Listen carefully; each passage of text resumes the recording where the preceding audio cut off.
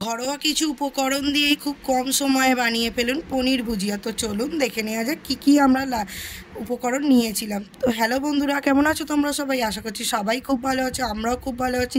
আর ভালো সুস্থ থাকাটা একান্ত খুব জরুরি। প্রথমেই আমরা পনিরটাকে গ্রেট করে নিয়েছিলাম, তারপরেই ওখানে আমরা নিয়েছিলাম হচ্ছে টমেটো কুচি, লঙ্কা কুচি, রসুন কুচি, পেঁয়াজ কুচি। তারপর হচ্ছে প্রথমেই কড়াইতে তেল গরম করতে দিয়ে দিয়েছে, আর দিয়ে দিয়েছে হচ্ছে জিরে ভাজা। জিরেটা ভাজা হয়ে গেছে, তোমরা দেখতেই পাচ্ছ গরম তেল। তার উপর দিয়ে দিলাম হচ্ছে রসুনগুলো, যেটাকে কুচিয়ে রেখে দিয়েছিলাম, ভীষণ ভালো লাগবে।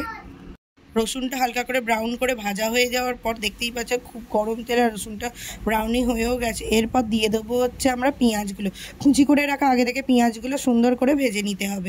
তারপরেই পেঁয়াজটা হালকা ভাজা ভাজা হয়ে গেলে, ব্রাউন কালার চলে এলে, তখন আমরা দিয়ে দেবো হচ্ছে হলুদ গুঁড়ো। হলুদ গুঁড়োটা দিয়ে ভালো করে নেড়ে নিতে হবে। তারপরে দিয়ে দেবো হচ্ছে স্বাদ মতো লঙ্কা গুঁড়ো। যে যেরকম ঝাল খাও সেরকম দিয়ে দিতে পারো, আমরা যেরকম ঝাল খাই সেরকমই ব্যবহার করেছিলাম। তারপরে দিয়ে দেবো হচ্ছে স্বাদ মতো নুনটা দিয়ে দেওয়ার পর একটুখানি ভালো করে নেড়ে নিতে হবে। এবার দেখছো তোমরা একটা আলাদাই রং চলে এসছে। এবার দিয়ে দেবো হচ্ছে টমেটো কুচি। টমেটো কুচিটা দিয়ে ভালো করে নাড়তে হবে যতক্ষণ না টমেটোটা নরম হয়ে গলে যাচ্ছে। টমেটো দেওয়ার পর এবার দিয়ে দেবো হচ্ছে কাঁচা লঙ্কা। একটুখানি নেড়ে নেওয়ার পর এবার আগে থেকে যে গ্রেট করে রাখা পনিরগুলো সেগুলো এবার দিয়ে দেবো।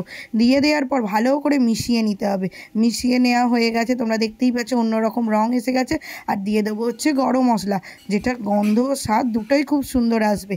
আর তোমরাও ট্রাই করতে পারো, ভীষণ সুন্দর হয়েছে। পনির ভুজি দিয়ে রুটি, পরোটা যা খাবে তাই ভালো লাগবে। আর ভালো লাগলে লাইক, কমেন্ট, শেয়ার আর সাবস্ক্রাইব করে পাশে থাকো। চলো দেখা হচ্ছে পরের ভিডিওতে।